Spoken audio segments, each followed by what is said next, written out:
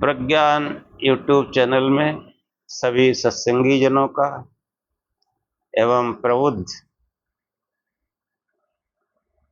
श्रोताओं का, माताओं बहनों का, देवियों और सज्जनों का, सभी का स्वागत है। पिछले आख्यान को ही आगे बढ़ाते हुए यजुर्वेद के कुछ और मंत्रों पर विचार करेंगे। तो पहले प्रार्थना।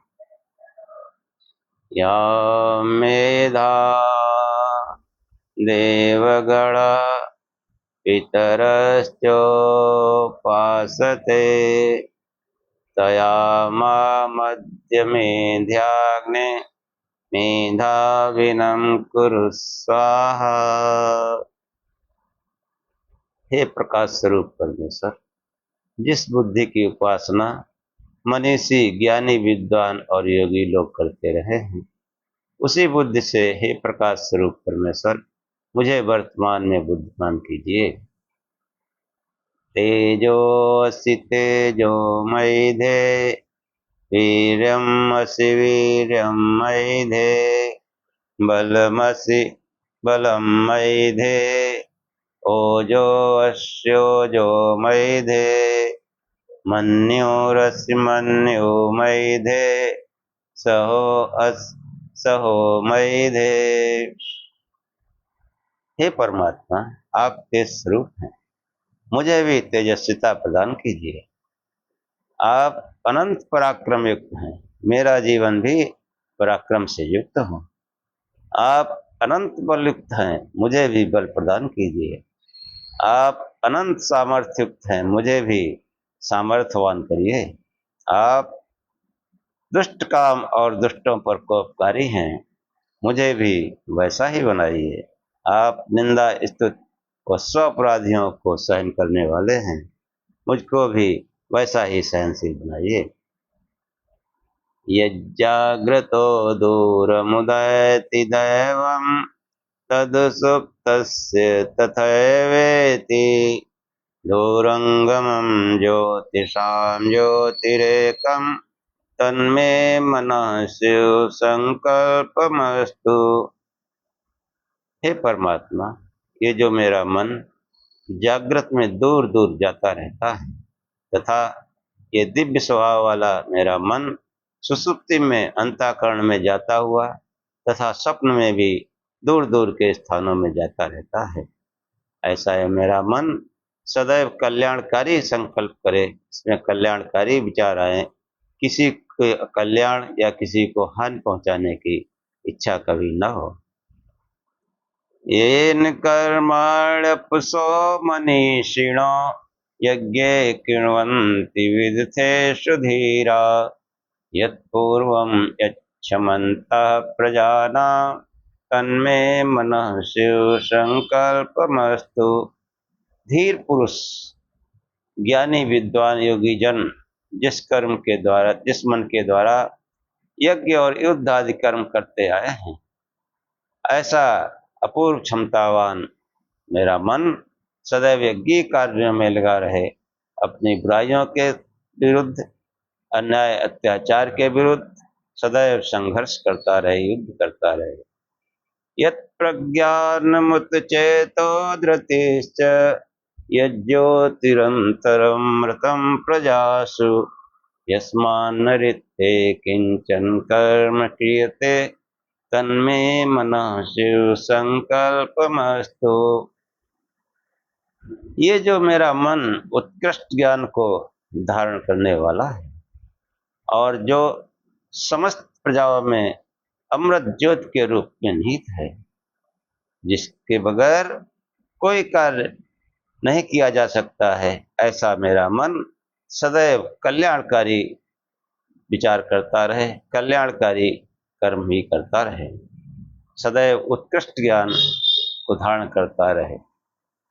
येनेदं भूतं भुवनं भविष्यत् परिगृहीत स्मृतेन सर्वं येन यज्ञस्तु आयते सप्तहोता तन्मे मनः शिव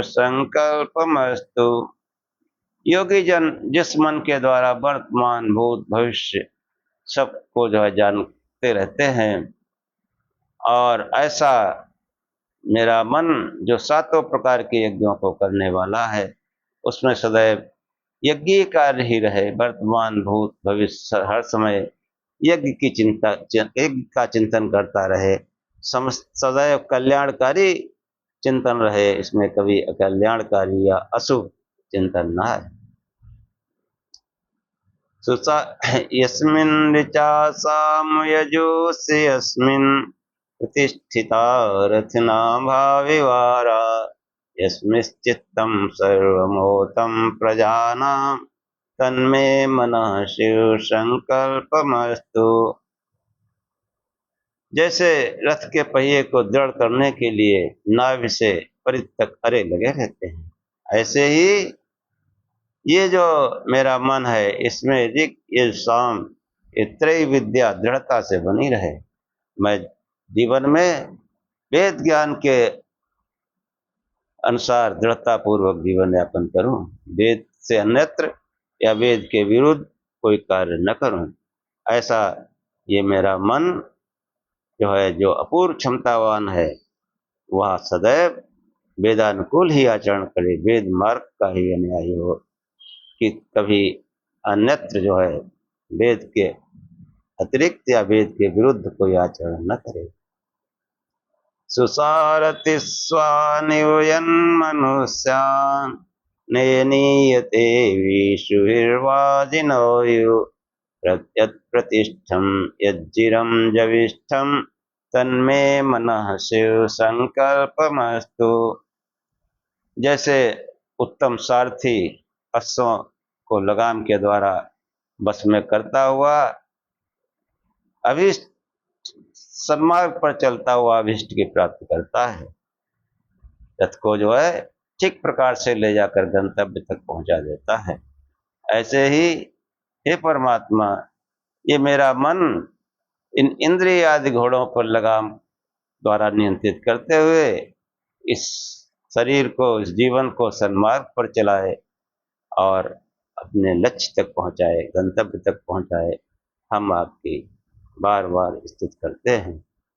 असतो मा सद्गमय तमसो मा ज्योतिर्गमय मृत्योर्मामृतं गमय। हे परम गुरु परमात्मा, हम असत्य से सत्य की ओर चलें, अंधकार से प्रकाश की ओर चलें तथा मृत्यु से अमरता की ओर चलें। अब आख्यान तो आगे का मंत्र सुनाते हैं, उस पर चर्चा करते हैं। देखो, वो जो प्रजापति है, जो प्रजापति मतलब इस प्रजा का स्वामी, जिसने इस संसार को बनाया है, उस परमात्मा ने इस मनुष्य के अंदर स्वभावता ही शुभ और अशुभ दोनों को रखा है, और इसमें एक ऐसी वस्तु रख दी है जिससे जो है शुभ के प्रति श्रद्धा और अशुभ के प्रति अश्रद्धा, या सत्य के प्रति श्रद्धा और असत्य के प्रति श्रद्धा स्वाभाविक रूप से उस प्रजापति ने रख दी। अब हम क्या करते हैं, अपने अंतर से पूछें। अंतर से पूछेंगे तो हमको सब साफ साफ नजर आ जाएगा। ये जो है सत्य है, ये असत्य है, ये शुभ है, ये अशुभ है, ये करना चाहिए, ये नहीं करना चाहिए। तो वही जो है उसी तरह का मंत्र है। आगे चलते हैं, विचार करते हैं। दृष्ट्वा रूपे व्याकरो सत्यान्नते प्रजापति असद्राम अन्नते ददात श्रद्धा सत्ते प्रजापति। ये जो है यजुर्वेद के 19वें अध्याय का 77 नंबर का मंत्र है, और इसके ऋषि जो है शंख ऋषि। देवता प्रजापति है।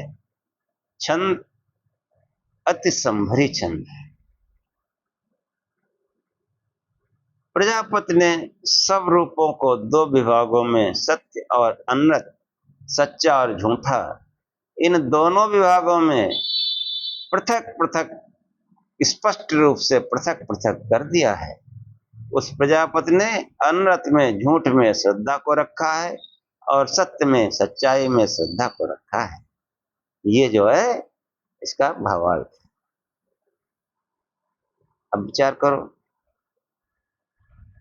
कि इस संसार में सत्य और झूठ इस तरह से रले मिले हैं कि उन्हें उनमें फर्क करना कठिन है। हर एक सत्य के साथ झूठ भी बहुत बारीकी से मिला, बहुत बारीकी से मिला। उन्हें अलग कर पाना बड़े बड़े विद्वानों के लिए कठिन है, साधारण मनुष्य क्या बात। हाँ, बड़े बड़े विद्वान देखो ना, पाखंड आडंबर में पड़े हुए हैं। और विचार करते हैं तो उनको लगता है ये जो है किसमें कुछ गड़बड़ है और ये सही है, ये भी लगता है, लेकिन नहीं सुनते। किसी स्वार्थ बस तमोगुण के वशीभूत, रजोगुण के वशीभूत होकर के वो अपने अंतर की आवाज नहीं सुनते, उस प्रजापति की आवाज नहीं सुनते। उस प्रजापति ने तो सत्य और अनर्थ को बिल्कुल पृथक पृथक रखा है, और वो ये जो सत्य और अनर्थ ये तो एक दूसरे से विपरीत है, उल्टे हैं एक दूसरे, फिर भी हम नहीं जान पाते। क्यों? हम जो स्वाभाविक जीवन है वो नहीं जीते, किसी न किसी दुराग्रह से ग्रसित है। स्वाभाविक जीवन, सरलता का जीवन, हाँ, निरभिमान जीवन, सात्विक जीवन,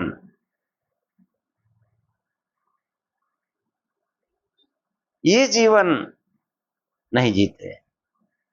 इसीलिए जो है हम उस संसार के पालने वाले, उत्पन्न करने वाले, संसार के स्वामी जो प्रजापति हैं उनसे भी दूर हो गए। तमाम आडंबर ओढ़ रखा है, तमाम ईश्वर कल्पित कर रखे हैं। तो क्या हुआ? उस प्रजापति से, उस संसार को उत्पन्न करने वाले उस प्रजापति से दूर हो गए। अब जब दूर हो गए हैं तो क्या हो फिर? उसने तो सत्य और अनर्थ को बिल्कुल स्पष्ट करके रख दिया है अंदर, लेकिन हम अंदर की बात सुनते कहाँ हैं? हम लाख जानते हैं ये सत्य नहीं है, ये उपासना योग्य नहीं है। संसार में भी जो है ये काम करने लायक है, ये करने लायक नहीं है, ये जानते हैं हम, फिर भी हम जो करना चाहिए वो नहीं करते। तमाम चीजें आड़े आती हैं, पद प्रतिष्ठा, अहंकार।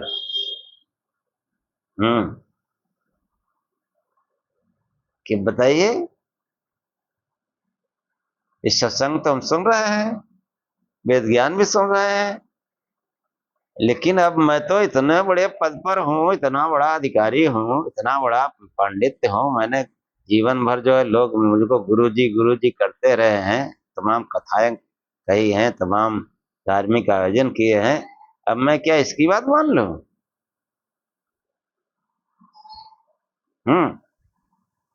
ये सब चीजें आड़ी आती हैं, क्योंकि हम स्वाभाविक नहीं। जो स्वाभाविक होता है वो सत्य को तुरंत ग्रहण कर लेता है, चाहे कहीं से मिले। एक बच्चा भी ज्ञान करा सकता है, हर मुख से वही तो बोलता है, परमात्मा ही बोलता है। हाँ, इसलिए कोई भी व्यक्ति के मुंह से ज्ञान की बात निकल सकती है, लेकिन हम नहीं इसको स्वीकार करते, क्यों? हम स्वाभाविकता से हट गए हैं।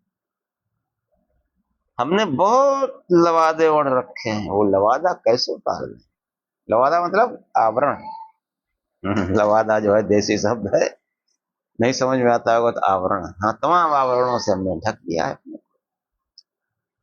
तो ये जो है उस परमात्मा ने दृष्टा रूपे व्याकृत सत्यान्नते प्रजापति, व्याकृत उसको व्याख्या कर दिया, अलग अलग कर दिया है। सत्य और अन्नत, सत्यान्नते प्रजापति।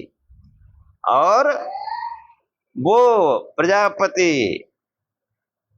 स्वयं ही हमारे अंदर विराजमान है। हाँ, परमात्मा तो अंदर ही बताया, सभी संत सभी शास्त्र कहते हैं हृदयारविंदे, वो हृदय में निवास करता है, हृदय में विद्यमान है। तो वो जो है वो तो ऑलरेडी मौजूद है। हम जो है अस्वाभाविक होकर वो जो स्वाभाविक आवाज अंदर से आ रही उसको नहीं सुनते है? और वो तो प्रत्येक सत्य में श्रद्धा उपजाते हैं और प्रत्येक अनर्थ में अश्रद्धा। फिर भी हम सत्य और अनर्थ का भेद न कर सकें, कितने दुर्भाग्य की बात, कितने दुर्भाग्य की बात कि सत्संग सुनते हैं, बार बार कहा जाता है कि देखो ये पूजा पाठ कर रहे हो, इसमें छांटो कि तत्सवितुर्वरेण्यम। वो कौन जो है संसार को उत्पन्न करने वाला है, जो वर्णीय है, जो उपासना योग्य है, और कौन कौन बने बना संसार में आया है। लेकिन बहुत लोग जो है इस बात पर ध्यान नहीं देते। गायत्री मंत्र रटे घूम रहे हैं, कभी विचार नहीं करते। लेकिन जुड़े रहिए, सत्संग से जुड़े रहिए, आख्यानों से जुड़े रहिए, एक दिन भगवान की दया से जरूर सत्य को पकड़ लेंगे। सत्य वही है, सत्यम शिवम सुंदरम। दूसरा कोई सुंदरम नहीं है, न कोई सत्य है। इस सत्य और सुंदरम के बीच में दूसरा शब्द जोड़ ही नहीं सकते, चाहे जितना जोर लगा लो, कुछ नहीं होने वाला। सत्य और शिव ही रहेगा, वही सुंदर है, कल्याणकारी है। तो उस परमात्मा ने तो सत्य और अनर्थ का स्पष्ट व्याख्यान करके उसने हमारे अंदर रखा है, और सत्य के प्रति स्वाभाविक रूप से श्रद्धा रखी है, तथा असत्य के प्रति अश्रद्धा रखी है। देखो, बहुत नीचे स्तर पे चले जाओ, जैसे कोई नशा वशा करने वाले लोग होते हैं, और जब थोड़ा नशे में होते हैं तो तमाम तरह की तारीफ करते हैं, मदिरा उदिरा की, या जो भी गांजा भांग जो भी पीते हैं, पी लेते हैं, मस्ती में जो कैसी बातें करते हैं। लेकिन कोई भी शराबी ये अपने बच्चे से नहीं कहता बेटा जाओ स्कूल एक पैग लगा लो। देखा था भैया, देखो हम तो मजबूर हैं, बेकार हो गए, लेकिन तुम ऐसा मत करो। एक जगह एक छोटा सा मतलब कथानक बताते हैं। कथानक क्या मतलब, घटना। एक जगह सत्संग करने गए, तो जिस व्यक्ति ने सत्संग कराया उसने अपने लड़के बच्चों, बीवी को, भाई को, सबको कहा बैठो सत्संग सुनो, बहुत बढ़िया सत्संग। और स्वयं छत की मुड़ेर से सुन रहा, बहुत दूर बैठा ऊपर, और खूब कस के पिए हुए। अब वो सत्संग हुआ भाई, सत्संग हुआ, और हम लोग रात में वहां रुके भी, विश्राम भी किए। सवेरे जब वो बंदा मिला, होश में था, तो हमने कहा ऐसा क्यों करते हो तुम, तो जो है पिए हुए हो और बच्चों ऐसा करते हो। कि देखो हमने जब से होश संभाला तब से ये शराब जो है हम, पहले हम शराब पिए, अब ये हमको पी रही है, हमको छोड़ रहे हैं। और लड़कों बच्चों को इसलिए बैठा ले हैं कि अगर सत्य का मार्ग पकड़ लेंगे तो बुढ़ापे में हमको मारे पीटेंगे नहीं, हमारी बेइज्जती नहीं करेंगे। कितना चतुर आदमी, जानता है कि ये मार्ग सही है। हम नहीं चल सकते, हम मजबूर हैं, तो हमने कहा नहीं, भजन करो, छूट जाएगा। खैर जो भी है, क्यों कि वो स्वाभाविक रूप से सत्य के प्रति श्रद्धा है। हाँ, दूर से बैठा सत्संग वो सुनता रहता था, वहां जहां कहीं भी होता, दूर बिल्कुल उस भीड़ से दूर, जैसे किसी चबूतरे हो रहा तो वो सब, मतलब सत्संग का जो कार्यक्रम है उससे और 10 फीट दूर इसलिए बैठता था कि वो महक ना आए, पी के भी वो बैठता था पीछे दूर, चुपचाप सुनता रहता था। फिर उसने आग्रह किया कि एक बार हमारे घर पे भी सत्संग हो जाए। देखो कैसे जो है सत्य के प्रति श्रद्धा है, इतना मजबूर होकर के भी वो जानता है कि सत्य है। दृष्टा रूपे व्याकरोत सत्यानृते प्रजापति, असद्धाम अन्नते दधात सद्धाम सत्य प्रजापति। उस परमात्मा ने, उस संसार को उत्पन्न करने वाले, प्रजाओं का पति, समस्त प्राणियों का स्वामी, उसने जो है स्पष्ट रूप से सत्य और अनर्थ का भेद किया है, व्याकरोत भेद किया है। और प्रत्येक मनुष्य के अंदर सत्य के प्रति श्रद्धा और असत्य के प्रति, झूठ के प्रति अश्रद्धा रखी हुई है। हम स्वाभाविक रूप से सत्संग सुने, ज्ञान सुने और स्वाभाविक रूप से जिए। अरे ठीक है, पूरे जीवन पाखंड में चले, अब तो थोड़ा बचा है, उसी में सही है, उसी में पता नहीं क्या बदलाव हो जाए, क्या हो जाए। हाँ, शिव का अर्थ ही होता है कल्याण स्वरूप, शिव शिव जपे कल्याण होगा। परमात्मा जानता है हमारा कैसे कल्याण होगा, हमको क्या पता। अब वो हमको सही मार्ग पे ले जाएगा। अग्नि नए सुपथारा इसमें सुपथ पे ले जाएगा वो। तो ये जो है, जो सत्संग है, सत्संग का मतलब सत्य का साथ, असत्य और अंधविश्वास का निवारण।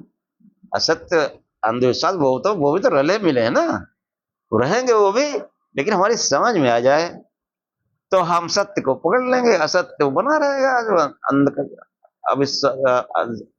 अब जो आडंबर है वो बना रहेगा, पाखंड बना रहेगा, वो कहां दूर हो पाएगा।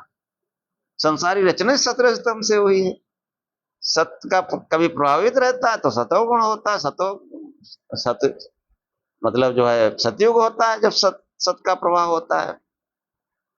हाँ, और फिर वो जब तमोगुण का प्रभाव हो जाता है तो वही कलयुग आ जाता है, त्रेता द्वापर आ जाता है। तो इस शरीर में ही सब कुछ है। अब इस 17 स्तंभ तीनों रहेंगे, हमको चाहिए कि हम सत्य के प्रकाश में रहें, अपने रजोगुण को, अपने तमोगुण को दबाए रखें, सत्य को प्रकाशित रखें। सत्य में निर्मलता है, सहजता है, सुंदरता है, आकर्षण है, और फिर हम जरूर ग्रहण कर लेंगे सत्य को। इसलिए जो है उस परमात्मा ने तो भाई हमारे अंदर तो रखा है ज्ञान, वस्तु रखी है कि हम सत्य और असत्य का विवेक कर सकें। हाँ, बुद्धि है, बुद्धि सोचो, समस्त अहंकार, समस्त अभिमानों को, पूर्वाग्रह को हटा के सोचो, तभी तो सही पर। पूर्वाग्रह होगा तो कैसे है? पूर्वाग्रह से कुछ नहीं होगा। भले ही आप जीवन भर जो है पुराण कथा सब सुनाते आए हैं और आचार्य जी गुरु जी कहलाते आए हैं, अरे तो क्या सही मालूम हो गया तो जीवन आगे नष्ट कर दोगे उसी में, पाखंडों में, आडंबरों में ही, रासलीला में खत्म कर दोगे क्या? श्री कृष्ण ने तो नहीं बताया कि अर्जुन तुम रासलीला करना, राधे राधे करना। उन्होंने तो वही कहा, उपद्रष्टा अनुमंता च भर्ता भोक्ता महेश्वरा। वो महेश्वर है परमात्मा, परमात्मा चाप्युक्त है। तो कहने मतलब विचार करें और जो सत्य है उसको ग्रहण करें, देखो कैसे जीवन बदलता है। तो अब जो है आगे का मंत्र पढ़ा जाए। बहुत अच्छा मंत्र है, देखने में साधारण लेकिन बहुत अच्छा है। दृष्टा रूपे व्याकरोत सत्यानते प्रजापति, अश्रद्धा अनृते दधात श्रद्धा सत्य प्रजापति। अब अगला देखो, ये मतलब जो है, जो सत्य को ग्रहण कर लेते हैं और फिर वो कहाँ पहुंचते हैं। बहुत बड़ा मंत्र है, जो कुछ थोड़ा बहुत हमने बुद्धि समझा है आपको बताने का प्रयत्न करेंगे। मैं मतलब उस लायक हूं नहीं जो मंत्र पढ़ूंगा और सुनाऊंगा और बताऊंगा, लेकिन फिर भी आचार्य की दया से और अपनी सामान्य बुद्धि जो हमने समझा है बताएंगे। यो भूतानां अधिपति यस्मिन् लोके अधिश्रिता यैषे महतो महान् तेन गृह्णामि त्वामहम् मयि गृह्णामि त्वामहम्। एक प्रार्थना है। वेद मंत्र पाठ से एकदम शांति आ जाती है, सौम्यता आ जाती है, सरलता सहजता आ जाती है। ऐसा वेद ज्ञान है। वेद ज्ञान सदैव प्रार्थना के रूप में पढ़ना चाहिए, प्रार्थना के रूप में ही बोलना चाहिए। उससे जो है हमको बहुत ही आनंद मिलेगा, सहजता सरलता मिलेगी और उस प्रभु से निकटता भी आएगी, क्योंकि ये सब प्रार्थनाएं हैं वेद मंत्र। उस प्रभु की वाणी की चर्चा हम लोग करते हैं, उस प्रभु की वाणी की चर्चा वही तो प्रार्थना है, वही हमको ईश्वर के नजदीक ले जाती है। देखो क्या मंत्र कहता है, यो भूतानाम अधिपति। ये मंत्र जो है यजुर्वेद के 20वें अध्याय में 32वां मंत्र। इसके ऋषि जो है कौडिल्य है, देवता परमात्मा, और छंद पंक्ति है, पंक्ति छंद थोड़ा बड़ा होता है कि ये जो सब प्राणियों का अधिष्ठाता और पति है, जिसमें सब लोग आश्रय पा रहे हैं, और जो महान सब महत आदि महान वस्तुओं का ईश्वर है, उससे उसके महत्व और ईश्वरत्व द्वारा मैं तुझको ग्रहण करता। ये भावार्थ है इसका। कियो भूतानाम अधिपति, जो समस्त प्राणियों का अधिपति है, अधिष्ठाता है, चराचर जगत का अधिष्ठाता है, पालक है। हाँ, वो ऋषि ऋषि कह रहे हैं, ऋषियों के द्वारा ज्ञान उतरा तो ऋषि कह रहे हैं, हे परमात्मा, मैं तेरे उस स्वरूप को देख रहा हूं। हाँ, कैसे स्वरूप को देख रहा हूं, और जिस स्वरूप को देख रहा हूं उसी रूप में हे परमात्मन मैं तुझको ग्रहण करना चाहता हूं। हाँ, कियो भूतानाम अधिपति, तो सब भूतों का समस्त प्राणियों का अधिपति है, अधिष्ठाता है। जितने भी शरीरधारी हैं सबका अधिष्ठाता, कोई महापुरुष हो, कोई अवतार हो, कोई भी हो, जिसने शरीर धारण किया, जो जन्म मृत्यु में आया, इसके माँ बाप हैं, उन सबका वो अधिपति है, स्वामी है, अधिष्ठाता है। इस बात को डंके चौक पर सुन लो। पाखंड करना करते रहो, वेद विरुद्ध आचरण करो, कोई बात नहीं, क्या बात है, सब स्वतंत्र है भाई। जैसा करोगे वैसा आप पाओगे। वेद कहता है कि वेद विरुद्ध आचरण करोगे, वेद की बात नहीं मानोगे तो फिर किसी असुर की सेवा करोगे। जानते नहीं हो कैसे कैसे असुर बैठे हैं, तुम समझोगे महात्मा है वो असुर है, उसके फंदे में पड़े रहोगे, शोषण होता रहेगा। ये है क्यों भूता नाम अधिपति। जितने भी प्राणी हैं उनका सबका वो अधिपति है, स्वामी है, मालिक है, अधिष्ठाता है। चाहे कोई कितना भी महान हो, वो अधिष्ठाता है और वही सबका पालक है।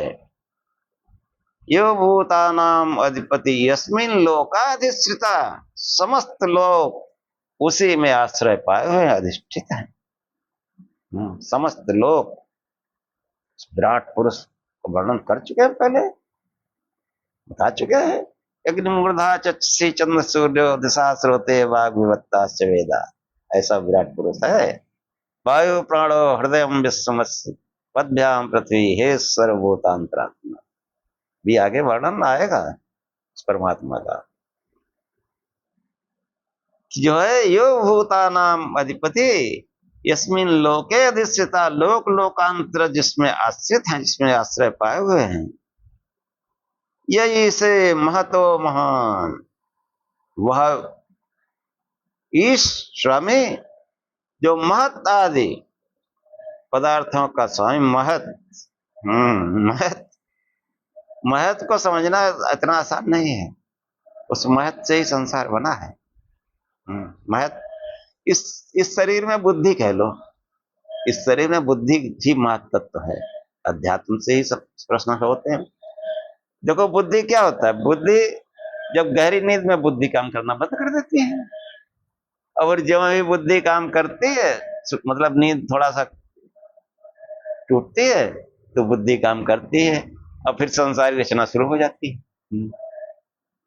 कि हम गहरी नींद में गए तो संसार कहीं है नहीं है, और जहां नींद टूटी तो पहले तो लगता हम हैं, हम हैं। हम मतलब अब वो परमात्मा अलग, आत्मा अलग, और हम हैं। फिर हम अपने बिस्तर को याद करते हैं, जिस स्थान पर लेटते हैं वो याद करते हैं, फिर वो सब बनता चला जाता है, पूरा संसार बनता चला जाता है। सवेरे उठ के फिर पूरा संसार अब बन गया। अब कभी कभी ऐसा भी होता है दूसरी जगह चले गए, वहां सवेरे जगते हैं, फिर वो वही अपना बिस्तर, खिड़की और दरवाजा सब हमारे दिमाग में भरा है। देखते हैं अरे ये तो दरवाजा इधर है, यहाँ तो खिड़की है ही नहीं। तब लगता है अरे हम तो मेहमानी में आए थे, अच्छी यहाँ लेते हैं हम दूसरे के यहाँ। ऐसा होता है। तो ये जो है ये यह ईश है महतो महान, उस बुद्धि का भी जो ईश है। हाँ, ईश कौन? इस पिंड में आत्मा, वो आत्मा न हो तो बुद्धि न सोएगी, न जगेगी, न कुछ नहीं होगा। न बुद्धि, न मन, न चित्त, अहंकार, कुछ नहीं होगा। अब सांख्य में भी महत, हाँ वो सांख्य से ही समझेंगे, सांख्य दर्शन जरूर पढ़ें। सांख्य जो है वो बिल्कुल ज्ञान योग है। बिल्कुल हर बात स्पष्ट, सांख्य दर्शन जरूर पढ़ें। उसमें सांख्य इसीलिए नाम है उसका, 25 तत्व है उसमें। तो 2 चेतन तत्व हैं, आत्मा और परमात्मा। और प्रकृति, प्रकृति को भी नित्य कहा गया। और फिर आगे जो है वो महत का खेल है, महत, महत से अहंकार। हाँ, फिर अहंकार से आगे फिर इंद्रियां, पंच तन्मात्र, पंच महाभूत, ये सब संसारी रचना खेल है पूरा। तो उस महत का वर्णन है कि महत तत्व, उस महत तत्व से ही संसार की रचना होती है, प्रकृति में भी और इस पिंड में भी। ये बुद्धि न काम करे कोई रचना ही नहीं है। सो बुद्धि है ही नहीं, बुद्धि है तो रचना हो रही। अब कोई भी कार्य करते हैं बुद्धि से ही तो करते हैं, बुद्धि काम न करे तो कोई काम ही नहीं होगा। तो यो भूतानाम, उन्हें कहा ना बहुत बड़ा मंत्र है, अपनी साधारण बुद्धि से कोशिश कर रहे हैं समझाने की, हमको अच्छा लगता है मंत्र। यो भूतानाम अधिपति, जो समस्त प्राणियों का अधिपति है, अधिष्ठाता है। समस्त प्राणियों, जहां तक तुम सोच सकते हो, और अपनी पूजा उपासना में देख लो, सब प्राणधारी बैठे हैं, सब अजीबो गरीब बैठे हैं, जो न व्यवहारिक हैं न वैज्ञानिक हैं, फिर भी हम रखे बैठे हैं। अजीबो गरीब है, इतना पढ़ लिख गया कोई विचार ही नहीं करता, बुद्धि नहीं लगाता, फिर आडंबरियों पाखंडियों के चक्कर में पड़ते हैं, कान फुकवाते हैं। क्यों भूतानाम अधिपति यस्मिन लोकाधिष्ठिता, जो समस्त प्राणियों का अधिपति है, स्वामी है, पालक है। और जिसमें समस्त लोग आश्रित हैं। यही से महतो महान, वह ईश, सबका ईश, वो महान है। हे ईश, हे परमात्मा, तू महान है। महत्त्व से लेकर प्रकृति के सब विकारों का, ये जो है, ये सांख्य का ज्ञान है कि महत्त्व से लेकर प्रकृति के सब विकारों का, आकाश आदि महान से महान पदार्थों का ईश है, स्वामी है। हाँ, आकाश में ही तो सब प्राणी सूक्ष्म सूक्ष्म है, आकाश में स्थित है सूक्ष्म। अब बाकी जमीन पे रेंग रहे हैं तो हम देख ही रहे हैं, तो इस आकाश में भी तमाम प्राणी हैं। इसलिए वो आकाश का भी जो है महत्व, आकाश उन उसका भी स्वामी है। हे महान, तेन ग्रहणामि त्वाम हम, मैं जो है तेरे उस महत्व से, उसी रूप में तुझे ग्रहण करना चाहता हूं। मैं तेरे ईश्वरत्व द्वारा अपने में तुझको धारण करना चाहता हूं।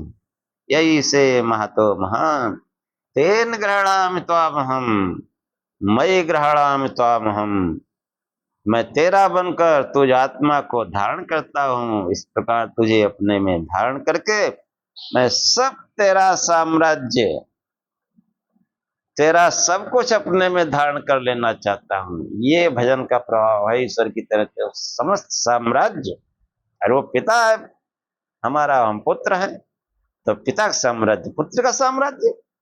हाँ, महान योगियों का ऐसे हुआ, सम्राट बनकर के जिए संसार में, सम्राट, स्वामी। इसीलिए स्वामी कहा जाता, स्वामी, स्वामी विवेकानंद, स्वामी रामकरण परमहंस, हाँ, स्वामी दयानंद सरस्वती। ये स्वामी, स्वामी वो अपने इस पिंड के भी स्वामी और ब्रह्मांड के स्वामी है। इस पिंड में जो है उनका शासन चलता है, इस देह में। हाँ, साधना से देह पर शासन चलता है। अब देह हमारे बस में नहीं, मन अलग जा रहा है, इंद्रिय अलग जा रही, बुद्धि अलग जा रही, सब अराजकता फैली हुई। इस अराजकता को भजन ध्यान से कंट्रोल किया जा सकता है। हाँ, फिर देखो ये कैसा जीवन आनंदमय होता है। यही से महतो महान, तेन ग्रहणामि त्वामहम, मयि ग्रहणामि त्वामहम। हे परमात्मा, मैं तेरे महान, मैं तेरे उसी महत्व से, उसी रूप से ग्रहण करना चाहता हूं। मैं तेरे ईश्वरत्व द्वारा अपने में धारण करना चाहता हूं। उसको धारण करके सब साम्राज्य, तेरा सब कुछ अपने में धारण कर लेना चाहता हूं। हे प्रभु, मैं तुझे अपनी आत्मा में महानता और ईश्वरत्व के साथ ग्रहण करना चाहता हूँ। ज्यों ज्यों आप भजन करेंगे, आगे बढ़ेंगे, महानता और ईश्वरत्व वो सब धारण होगा। हाँ, ईश्वरत्व, इसीलिए तो स्वामी बनते लोग, स्वामी। स्वामी, और स्वामी का जो सेवक बनकर लगता है, फिर सेवक आगे चलकर स्वामी हो जाता है। जिस पिता से अपना कनेक्शन जोड़ लेता है वो युवराज है, मनुष्य युवराज है। कहाँ कीड़े मकोड़ा सबके जो है हाथ जोड़ता गिड़गिड़ाता घूमता है। इस परमात्मा की सर्वश्रेष्ठ संतान है ये। देखो, एक और मिथक है जो मैं आपको बताना चाहता हूं कि कहते हैं वेद तो हम पढ़ ही नहीं सकते। हाँ, ऐसा जन सामान्य प्रचलन में है। ये बहुत पाखंडियों ने जो है पाखंड फैलाया, वेद नहीं पढ़ सकते। क्यों नहीं पढ़ सकते? क्यों नहीं पढ़ सकते? समझ, सवाल यहां पर है। मतलब ईश्वरीय आदेश की अवहेलना करते हैं, कहते हैं वेद नहीं पढ़ सकते आप। क्यों नहीं पढ़ सकते? अजीबो गरीब जो है पाखंड फैला हुआ है। हाँ, एक सीरियल बना था, उसमें वेद, बच्चे चार घूम रहे हैं, दौड़े दौड़े दौड़े घूम रहे, फिर उनको कोई राक्षस ले गया। अरे वेद, वेद ज्ञान पुस्तक में है, क्यों बच्चे घूम रहे हैं? अब बड़े मनोयोग से लोग देखते हैं। और वेद ज्ञान पुस्तक में है, और उसको पढ़ोगे, मनन चिंतन करोगे, इच्छा करोगे तो समझ में आएगा। नहीं समझ में आएगा, कोई इच्छा करोगे तो भगवान किसी को भेज देगा समझाने के लिए। हाँ, सद इच्छा हो, सद इच्छा। संसार के कल्याण के लिए वेद ज्ञान करो, अपने कल्याण के लिए, संसार के कल्याण के लिए। कहीं रोब जमाना, कहीं स्वार्थ परता से या पढ़ ही नहीं सकते वेद। वेद पढ़ लेंगे तो लोगों को रोब जमाएंगे ना। वेद पढ़ के आप आनंदित होइए, आप प्रसन्न होइए, आप अपना कल्याण करिए, फिर दूसरे का भी कर सकते हैं। अब कहीं शोषण की वृत्ति, कहीं जो है स्वार्थ परता, फिर नहीं वेद समझ में आएगा। और वेद ज्ञान की तरफ चलेंगे फिर, अरे वो उस परमात्मा के वाणी का प्रचार कर रहे हैं, अब हम क्यों स्वार्थ क्यों करें? वो परमात्मा देख नहीं रहा कि हमारा काम कर रहा है ये बंदा, हमारा प्रचार कर रहा है। अरे वो खुद ही, वो स्वामी जो है अपने सेवक का खुद ख्याल रखेगा। कहाँ क्या जरूरत है, क्या व्यवस्था इसकी होनी चाहिए, सब करेगा। हाँ, हम नहीं करेंगे तो कुछ नहीं, चिल्लाते हैं कि वो संसार में सब कुछ परमात्मा ही करता है, लेकिन हम थोड़ा सा जो है जहाँ मुंह मोड़ा, अरे भैया सब कैसे चल पाएंगे सत्संग बताओ, यहाँ तो घर में ये सब सब मामला खराब हो जाएगा। हाँ, मामला खराब हो जाएगा, तुम तो ठेकेदार हो, ठेकेदार हो। हाँ? तो ये सब चीजें हैं, बड़ी बड़ी बातें करते हैं, आचरण में कुछ नहीं। तो सुनिए कि वो वेद ज्ञान के बारे में जो है यजुर्वेद में 26वें अध्याय में 12वां मंत्र आया है। यथेमा वाचम कल्याणी आवदानि जनेभ्यः ब्रह्मराजन्याभ्याम शूद्राय चार्याय च स्वाय चारणाय।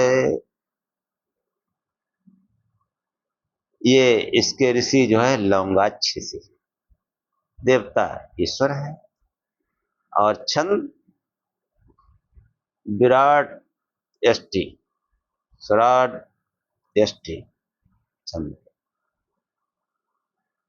की मन। ईश्वर कह रहा मनुष्यों, ईश्वर ने जब ब्राह्मण क्षत्रिय वैश्य शूद्र अपने स्त्री सेवक आदि और उत्तम लक्षण से युक्त अंत्यज के लिए इस संसार में इस वेदवाणी को प्रकट किया है, ये सदा सुख देने वाली चारों वेद रूपी वाणी का उपदेश करता हूं, वैसे ही आप लोग भी अच्छे प्रकार से उपदेश किया करें, इस वाणी का प्रचार किया करें। कैसे कि परमात्मा ने जैसे सबको बनाया, और ब्राह्मण को बनाया तो शूद्र को भी उसी ने बनाया। अंत्यज, अंत्यज मतलब जो सबसे निकृष्ट है, निकृष्ट जाति मान लो कुछ भी, हाँ निकृष्ट है, निकृष्ट कर्मों में लगा है, निकृष्ट कुल जिसको हम समझते हैं उसमें पैदा हुआ है, निकृष्ट कुल में। हाँ, लेकिन वेद क्या कहता है कि अथेमा वाचम कल्याणी, हे मनुष्यों, उस परमात्मा ने जैसे ब्राह्मण क्षत्रिय वैश्य शूद्र स्त्री सेवक अंत्यज, अंत्यज मतलब ब्रात्य, जो सबसे नीच से नीच जिसको कहा गया, और जो उत्तम लक्षणों से युक्त है, चारणाय, आरणाय मतलब उत्तम लक्षण से। हाँ, ब्राह्मण भी हो सकता है बहुत नीचता काम करता हो सकता है, होते हैं, और कोई अंत्यज सब व्रात्य भी कोई ऐसा हो सकता है जो सुलक्षणों से तो शुद्धता पवित्रता से रहता हो, खान पान अच्छा हो, हाँ साफ सफाई से रहता हो, भजन करता हो। अरे उसके लिए वेदवाणी उसी के लिए है जो उत्तम लक्षण से युक्त हो, जिसमें जिसके रहन सहन में स्वभाव में शुद्धता हो, पवित्रता हो, ऐसे व्यक्ति के लिए जो है ये वेद कहता है यथेमा वाचम कल्याणी, ये कल्याण करने वाली, सबको सुख देने वाली ये जो है वाणी, चारों रूप वेद रूपी वाणी मैं उपदेश करता हूं, वैसे ही आप भी सबको क्या करें।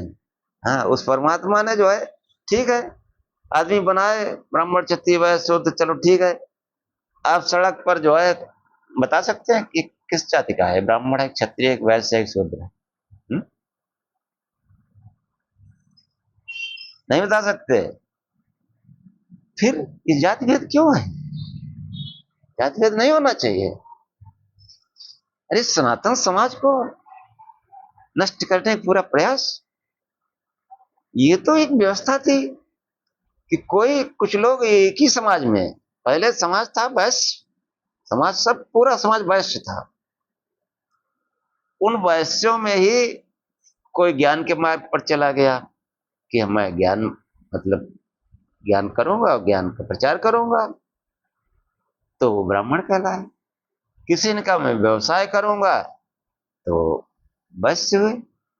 और कोई जो है अपना युद्ध विद्या, युद्ध कला, ये सब सीखे, तो उन्होंने कहा तुम रक्षा करो।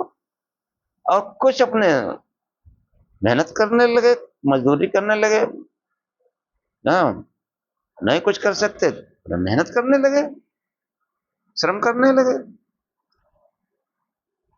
खेतीबाड़ी में जुट गए। तो इन सबसे मिलके समाज बनता है? आपका जो है लेबर मिस्त्री ना हो तो आप घर कैसे बनवाएंगे? हैं? खेती करने वाला किसान रात दिन खून पसीना बहाता है, तभी तो हमको अन्न मिलता है, रोटी खाते हैं, साग सब्जी आती है। हैं? तो कोई भेद नहीं है। वेद का ज्ञान उत्तम ज्ञान है, इसलिए उत्तम लक्षण से मनुष्य कहीं पैदा हुआ हो, उत्तम लक्षण का हो सकता है, वरना तो रविदास कबीर ये सब कभी संत बनते ही नहीं। रविदास जूते काटते थे, मीरा उनके वहां पर बैठ के बीणा बजाती थी, मीरा गुरु थे रविदास। तो ऐसे तमाम उदाहरण भरे पड़े हैं। तो ये जो वेदवाणी है, ये प्रत्येक उत्तम लक्षण से युक्त मनुष्य के लिए है। किथेमा वाचम कल्याणी आवदान जनेभ्य, हे मनुष्यो तुम भी इसका प्रचार करो। ब्रह्म राजन शूद्राय, ब्राह्मणों में, क्षत्रियों में, शूद्रों में, चार्याय, आर्याय मतलब वैश्यों में, चस्वाय अपने जो है सेवक, सेवकों में, स्त्रियों में, अंत्यज में, चार राय। हाँ, ये जितने बताए गए, ब्राह्मण क्षत्रिय वैश्य शूद्र स्त्री सेवक अंत्यज, ये जितने भी है उत्तम लक्षण से युक्त, चारण है उत्तम लक्षण से युक्त मनुष्य, उसमें वेदवाणी का जो है, क्योंकि लक्षण उत्तम नहीं होंगे तो वेदवाणी समझ में नहीं आएगी। उत्तम लक्षण मतलब अब वो खाने पीने मस्त है, घर में मछली बनती है, दारू पीते हैं नशे में, अब वो उत्तम लक्षण थोड़े ही हैं। उत्तम लक्षण होंगे अगर खान पान शुद्ध हो, साफ सफाई से रहता हो, बस इतना ही उत्तम लक्षण है। खान पान शुद्ध हो, साफ सफाई से रहता हो। पीने खाने वाले फिर वेद ज्ञान नहीं कर सकते। हाँ, वेद ज्ञान की अगर अभिलाषा है तो पीना खाना बंद करो, शाकाहारी भोजन करो, साफ सफाई से रहना सीखो, तब वेद ज्ञान लेगा। वेद ज्ञान से जो है सुख ऐश्वर्य सब कुछ प्राप्त होता है। तो अब समझते हैं इस एपिसोड की यहीं तक रखा जाए, प्रार्थना कर लेते हैं। अग्नेन सुपुथाराय अस्मान् विश्वानि देवयुनानि विद्वान् योऽध्यस्मज्जोराडमेन भूयिष्ठां ते नमाक्तिं विधे। हे प्रकाश स्वरूप परमेश्वर, जिस बुद्धि की उपासना मनीषी ज्ञानी विद्वान योगी जन करते आए हैं, तो सारी गलत हो गया। मन कहीं इधर उधर चला जाता है। अग्नेन सुपथारायस्मान विश्वान देव वयुनान विद्वान योद्धस्मज्जुराण भूयिष्ठां तेन माउक्तिं विधे। मन इधर उधर चला गया तो कुछ क्या कुछ बोलने लगे कि हे प्रकाश स्वरूप परमेश्वर, मुझे ऐसे मार्ग से ले चलो जो सुपथ हो, जहां हमारे विद्वान योगी जन ऋषिगण गए हैं, और मेरे अंतरात्मा में जो कुटिलताएं हैं, जो पापाचरण हैं, जो विकार हैं, उनसे मेरा युद्ध कराकर उनको हमसे पृथक करो। हम आपकी बार बार स्तुति करते हैं।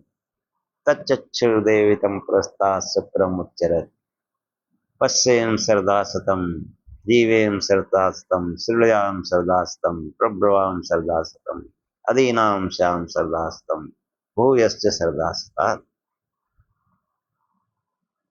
कि उस विराट पुरुष की आंख एक पूर्व दिशा में दैदीप्यमान सूर्य देवों के हित में उदय हो रहा है। उस सविता देव की कृपा से हम 100 वर्ष तक देखें, 100 वर्ष तक जिए, 100 वर्ष तक सुनते रहें, 100 वर्ष तक बोलते रहें, और 100 वर्ष तक अधीन होकर के जिए, इससे भी अधिक इसी प्रकार के जिए। ओम सहनाववतु सहनौ भुनक्तु सह वीर्यं करवावहै तेजस्विनावधीतमस्तु मा विद्विषावहै। ओम शांति शांति शांति। यह परमात्मा हम श्रोता और वक्ता दोनों की साथ साथ रक्षा करें, साथ साथ पालना करें। हम दोनों साथ साथ पराक्रम करें, हमारा पढ़ा पढ़ाया एक साथ तेजस्ता को प्राप्त करें। हम आपस में द्वेष न करें। हे परमात्मा, हम दोनों को त्रिविध शांति प्राप्त हो, दैहिक दैविक भौतिक सभी प्रकार की शांति प्राप्त हो। कोई भी दैहिक दैविक भौतिक दुख हमारे जीवन में न आए। जय श्री